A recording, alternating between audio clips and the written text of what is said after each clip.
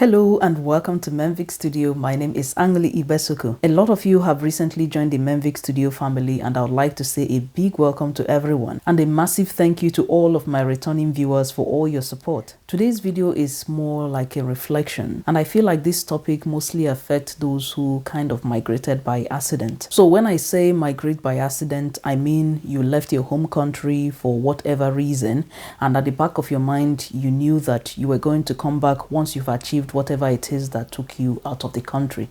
You were hoping that you would achieve that and return back and settle in your home country. So in other words, you quite liked the life you were living in your country. Granted, there might be one or two things which you didn't like, but in all, you are quite happy with your life, and so you were happy to live your life in your home country, which is a sharp contrast to someone who is totally fed up with the situation they find themselves in the country for whatever reason. Maybe they are fed up with the way the country is as a whole, or fed up with their life in the country, and they know that should they ever get an opportunity to leave the country, they would not be looking back. This loneliness, or should I say melancholic feeling, has nothing to do with being married or not. Although single people may be more hard hit, because if you're in a healthy marriage, then you would have someone who you could connect with. But this longing for your home country is still nevertheless there. And some people will say, so why not return back to your home country? Well, I can only speak for myself, but I guess this also applies to a lot of other economic migrants. In my own case, back when I lived in Nigeria, I wasn't really making any significant earnings.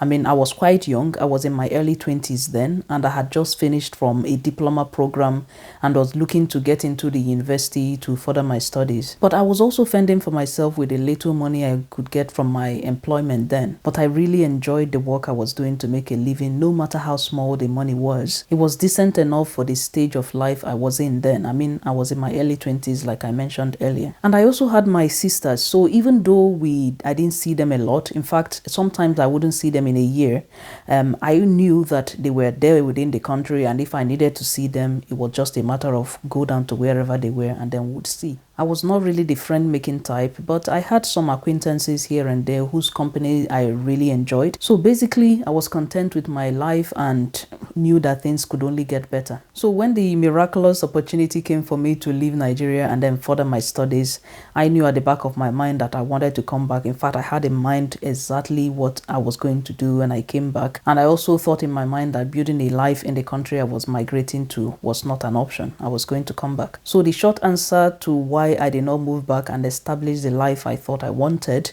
was because I grew up and became realistic. Apart from war and insecurity, economic reason is one of the most reasons why people actually migrate or leave their home country. So people leave to search for better lives. We are filled with all these dreams when we are younger of what the things we would like to do, only to realize eventually that if you don't have the means to achieve any of these dreams, then you are practically powerless. So towards my graduation, and when I began seriously to think about what my future would be like and how to actually realize these goals I have, upon knowing that I didn't have any family wealth or anything like that to fall back on, I had to become more realistic and practical. On the one hand, I had it floating at the back of my mind that I wanted to go back and establish this thing which I thought I was going to run. But then on the other hand, I also knew that I was dead broke. And it doesn't make it any easier to also realize that should you move back to it, at least I can speak for my own country, should I move back to Nigeria, there was no guarantee that I could get any job that would actually provide me with means to eventually realize these goals. So if you're lucky and you land a job in your new country as soon as you graduate, then it's a no-brainer to take up the job. I mean, even with the strongest of intentions to return back, it will be really hard to pass off on a good or even a decent job, because you know when you go back, you're not guaranteed of anything. And the longer you stay, the more difficult it becomes to return back. Your old life is no longer there, your friends have moved on, and basically you have changed in ways that you are not even aware of. Eventually, one way or the other, you find that you no longer have that connection with your old life, and so you stick with your new life. If you're an economic migrant or you decide to stay in a country because of economic reasons, just like me and a couple of other people I know, then more often than not, the job determines where you go. And if your visa to stay in the country is tied to a particular company, then you don't have the luxury to decide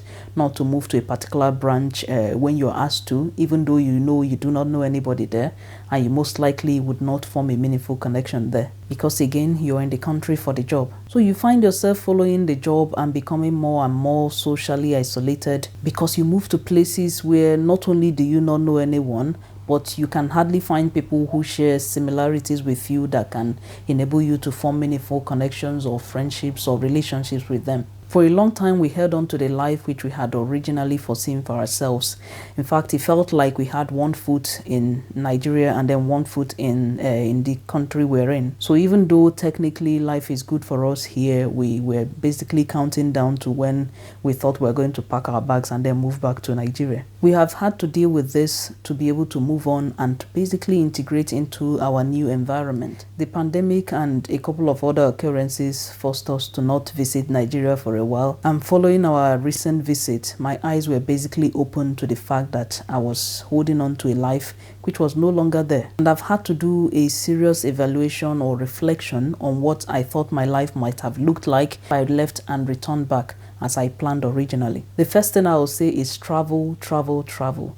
Visit friends and acquaintances in other parts of the country, plan weekend trips. Even if you don't know anyone, just visit other parts of the country. I think one of the worst things that can happen to an economic migrant is to not be able to travel when you want to. Knowing that you can easily travel and visit people or just travel to anywhere whenever you need to makes you feel as if you are not boxed up or caged up in the country you're in. So make sure you have travel money in your budget as soon as you can. Then take care of the little things. You see, things as little as making my hair in the African salon, even though it's quite far away from us, I make the trip once in a while. And also even going to the African food shop, again, these are also quite far away from us. I find these trips to be really rewarding and satisfying. If you're social, then another thing you can do is to seek out social groups of people similar to you where you live and then join these groups. But the biggest thing you can do for yourself, especially if you're going to be staying in the place for quite a while, is to really integrate into the society. I know it's not very easy and it's probably easier said than done, but it's perhaps time you started looking at yourself as a member of the community. Attend community events, vote in the election if you're eligible to, and even try and get involved in organizing events in your community. You can start small. If you have children, you can start small by maybe getting involved in their school, for example, PTA or things like that. And you may be able to form meaningful relationships with one or two parents of your child's classmate. Thank you for watching, and I'll see you in my next video.